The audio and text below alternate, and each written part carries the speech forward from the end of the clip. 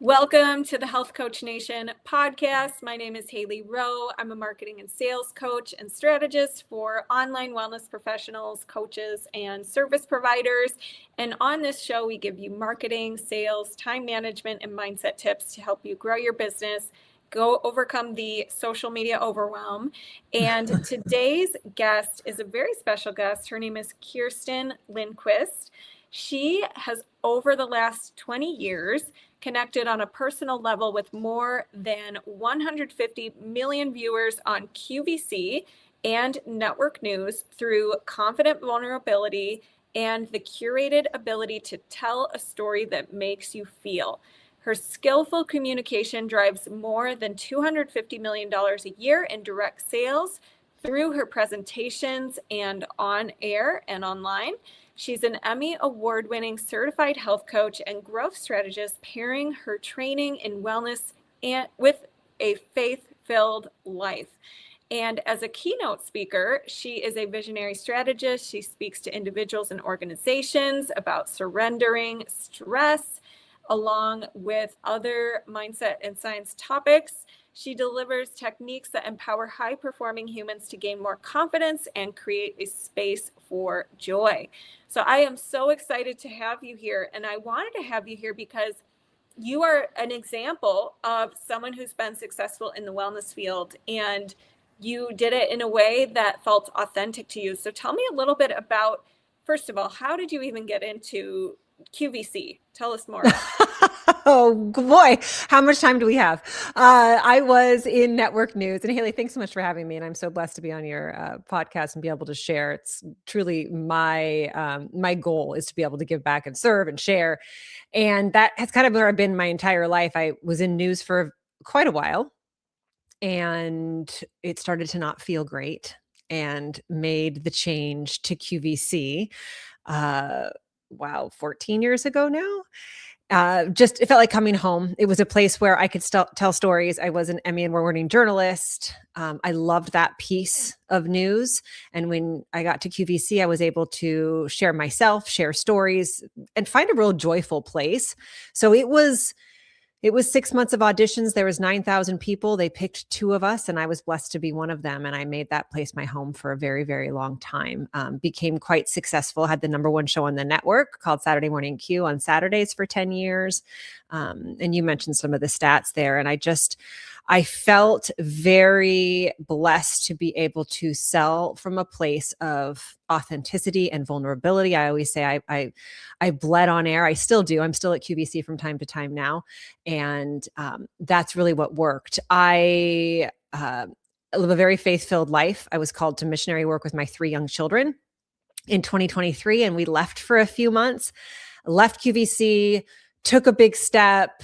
They didn't have a sabbatical program in place. And I said, we have to go. They said, no. I said, then I'm going to quit. And they said, okay, we'll figure it out. So we did. We jumped and we went to the mission field for a while. I came back and really felt that the Lord was saying, listen, I need you to go hard into wellness, use your skills in health science and biblical truth. So over the next year or so, I transitioned out of full-time as an employee at QVC into full-time health coaching, wellness, writing.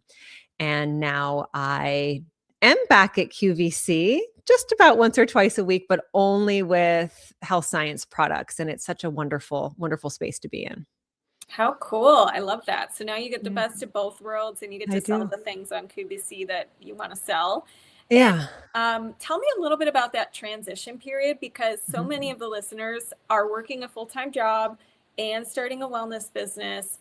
And you mentioned you kind of transitioned. So tell me, what were some of the things that you didn't realize in that transition that were challenging for you, and how you kind of started to work through those?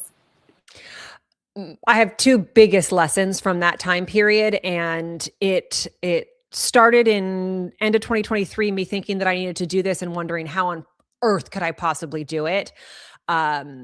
I am the primary breadwinner of a family of 5, always have been. And we had no evidence that we could survive if I quit my job, other than this true feeling of the Lord saying, I need you in health science. I need you in biblical truth full time. Not that I couldn't do that at QVC, because I grew the wellness brand there. So I grew all of the wellness products we have and the whole division at QVC over about 10 years. I went back to school to become a health coach while I was a full-time host there at QVC. And so that's what kind of led to that. The two big takeaways, though, were every single door that closes is a gift, as opposed to looking at all of these doors that close and there's a no here, there's a no here, or I'm leaving my job. This is so scary. Every closed door is directing you, funneling you into the specific area we are supposed to be. So I have been praising the Lord for every no and every closed door, because it leads me closer to where He wants me to be. And also, whereas many people feel like they have to know the path. Like, we're type A, overachieving, many, I'm sure, women who are listening, moms who are taking care of everybody. We're like, okay, we're going to figure this out. We're going to have the steps and we are going to execute on that plan. And I have always been that way, been working a full-time job since I was 14, just about. And I had to sit back and say, I do not know what's going to happen tomorrow. Today, I'm going to take this step because God said this. And as soon as you take that step, He really opens up the door to the next step and the light turns on to the next step. And I have become, over the last year, as I've done that, so excited every single morning to see what He does, because I don't know what's going to happen. And every single day it works out. Yeah, I love that. And I do think that with entrepreneurship, you are signing up for uncertainty. And I think that's the hardest part for people, because you're right. You're not gonna, I need to know how this one, thing is gonna work out and if it's gonna be worth my effort.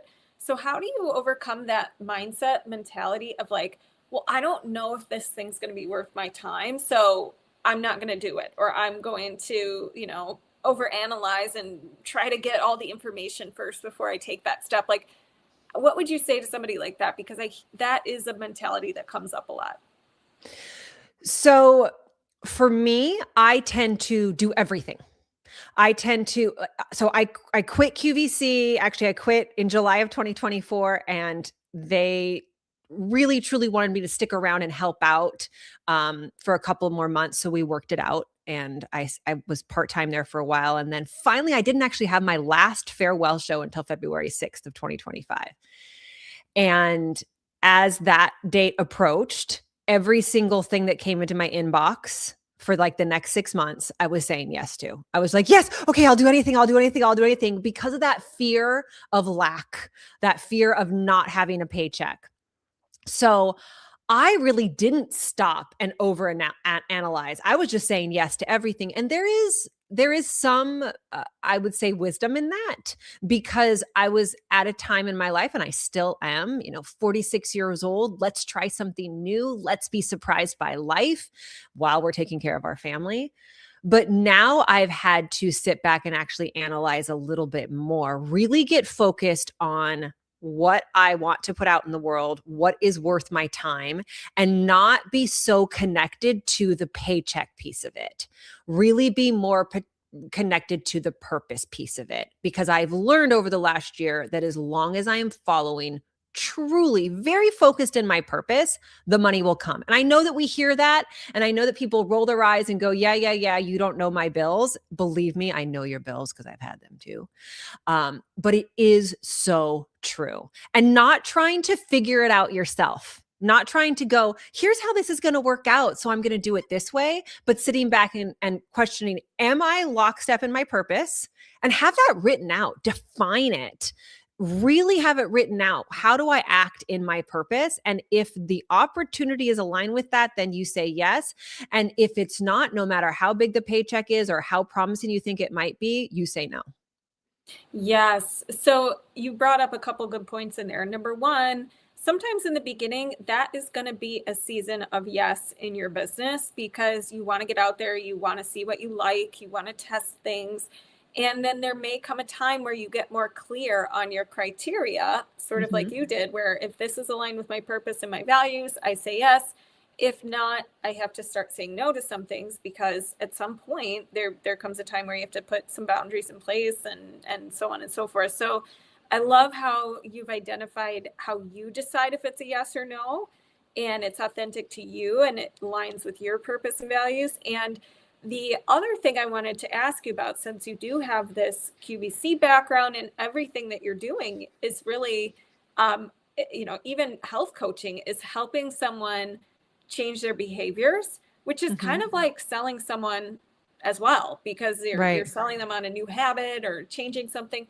So when it comes to sales, how do you, for people who are afraid of, like, I don't want to be pushy, that's just not me, I hate sales, how do you start to shift to enjoying sales? Like, what would you say to them?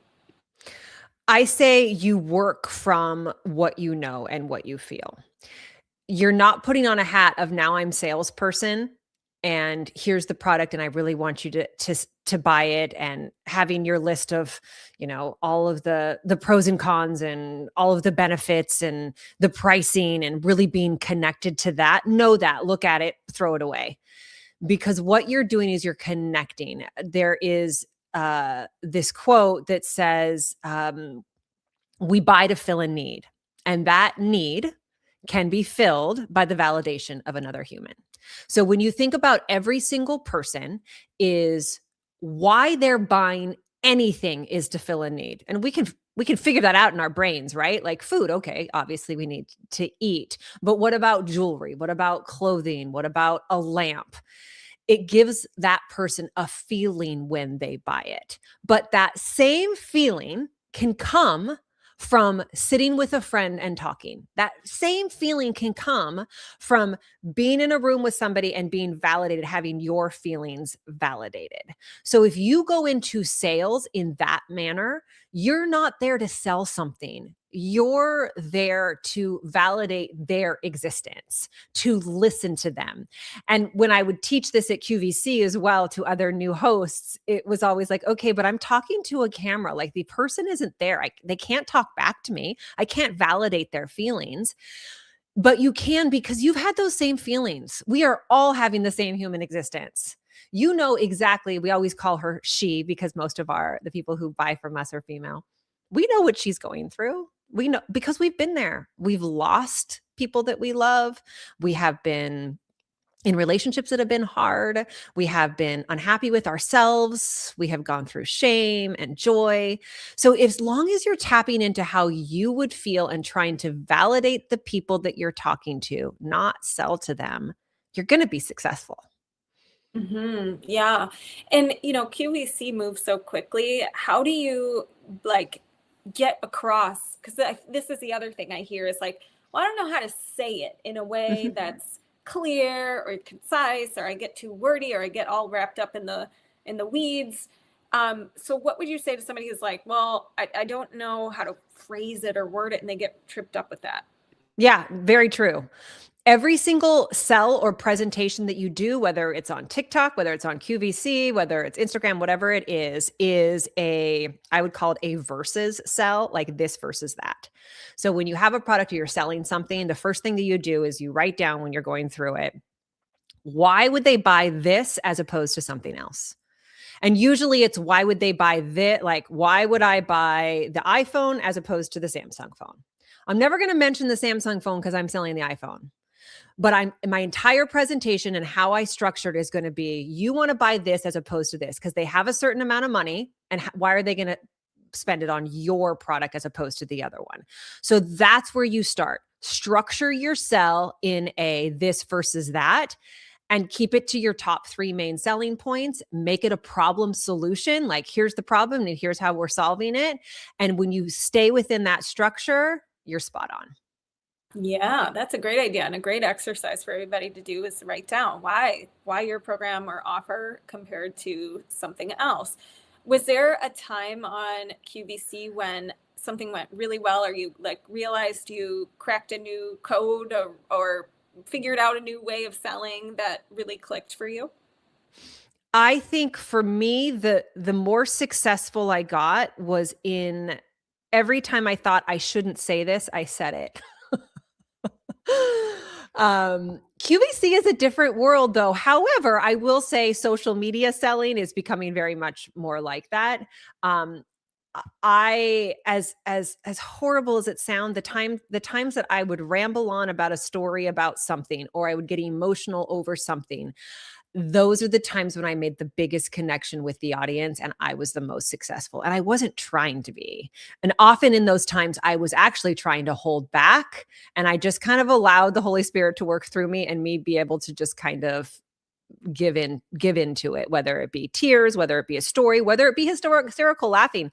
There were times that I've been on air with a guest and we just kind of go off on a tangent and we're hysterical laughing and things are selling the best, even though we're not even talking about the product. Oh my gosh, that's too funny. Yeah. So, and what about objections? So, a lot of people think, oh, well, people aren't buying my product because it's too expensive, or they say I'm not going to have time to use it. And a lot of sales trainings will say, well, you should say this in response to this objection. But if you are wanting to sell authentically, sometimes that doesn't feel right for someone, like it just feels out of place, or it's not the way you would say it. So how do you navigate? Any tips for, like, how do you kind of coach through the objections? I think that in the way that I do it, I don't actually vocally see the objections. I know at QVC real time if people are buying or they're not buying, like what's working, what's not working. So when nothing's going to beat a good price and a good offer and the right timing, because these are the things that you're not in charge of. You're not in charge of the timing. You're not in charge of what's going on in the news and how what the world's doing. You're and depends on if it's your product or not, whether you're in charge of the pricing and the timing. I never feel like too high of a price is ever a valid objection. People are always willing to spend. You just have to convince them that they're going to spend their money on this. And I don't think that too high of a price is really a thing. But maybe it's not the right time for them in that. So always going back to what is the one thing about this product that is going to work for this person, and returning to that in your problem solution or your persuasion. Because I think if you're going down the path of, oh, it's just too expensive, that's why they don't like it, you're not on the right path. It's something else. Yeah, definitely. What when it comes to selling health and wellness coaching, what has worked the best for you as far as whether it's platform or something that you do that has led to a lot of clients? Is there anything that comes to mind? Showing up as me, not showing up overly, pretty's not the right word, but overly polished, being very vulnerable I do an email list, which I connect with really great. Like I love that. I send out 2 emails a week that just are short, but very authentic. A lot of what's going on in my life. The ones that are more personal always get the most comments and the most traction, obviously, but never forcing it.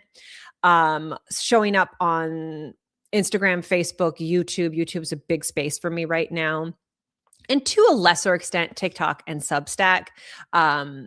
Showing up as me and not trying to always be perfect and do the highlight reels. And I think that we're learning that authenticity is a bigger driver than perfection. There's a place for that because there is a piece, especially at QVC and in what I do, that they want. They want to have the type of life that you show is good, but they also want to understand that you have the trials and the struggles and the shame and the grief and the guilt, just like they do.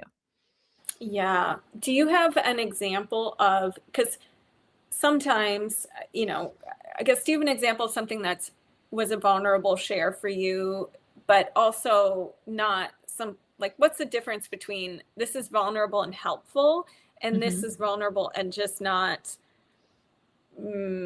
maybe I'm not ready to share it, or maybe it doesn't land with the audience. Like, do you have a kind of an example so people can wrap their head around what you mean? Yeah, I never try and force it. I took on a new brand because I do in my practice, I talk a lot about adaptogens. I'm a big fan of certain supplements at certain times, and I'm a big fan of adaptogens.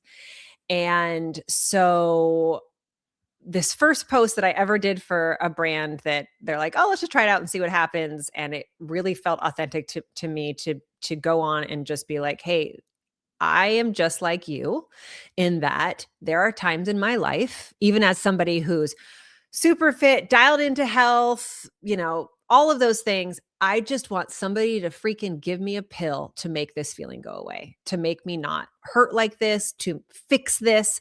Like I'm just like you, even though with my coaching clients and when I get on TV, I'm talking all about healthy lifestyle and how this is going to change your world. I'm just like you. I just want a pill to fix it. So that's how I started that post. And it was one of the most successful posts that I've done in a really, really, really long time. And I could have easily been like, hey guys, I'm so excited. There's this new brand that I'm connecting with. And I would have still been very personable and vulnerable and not salesy. But when I turned it to here's how I'm feeling, and I know you feel a lot like this. Now, understanding, especially with my platform, I'm going to probably get a lot of pushback. Somebody's going to be like, how dare you say that? Or, oh, boohoo for you, that type of thing. But understanding there's just as many people out there who are going to be touched like that. Same thing. I went through endometriosis and I shared like my scars, and I got a lot of pushback from people saying that was inappropriate. But I also got so many DMs from women going, I needed to see that. Can you help me? So kind of just trusting yourself. And then also understanding there's always going to be the naysayers, and you have to just kind of know that even if you touch and help one person, you've done your job. Yes, even if you've helped one person, I love that, because a lot of people are building their following. They don't have a huge following, and they might be like, well, why bother? No one's really paying attention. But there's always that one silent viewer that may not even engage with you, who you helped today. And that can be a great thing to start, building up that relationship with your community. So, Kerstin, this is great. Where can people connect with you, find you online, all the things?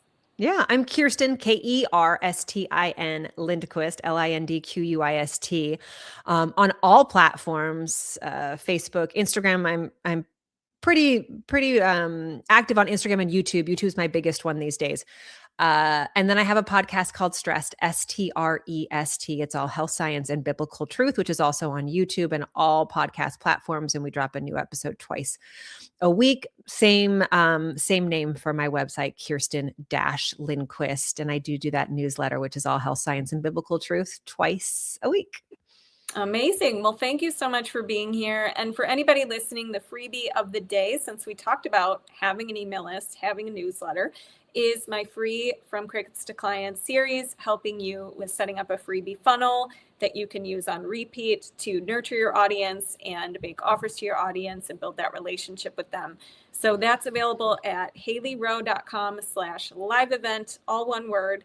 And thank you so much for being here. We'll talk to you guys soon. Thanks.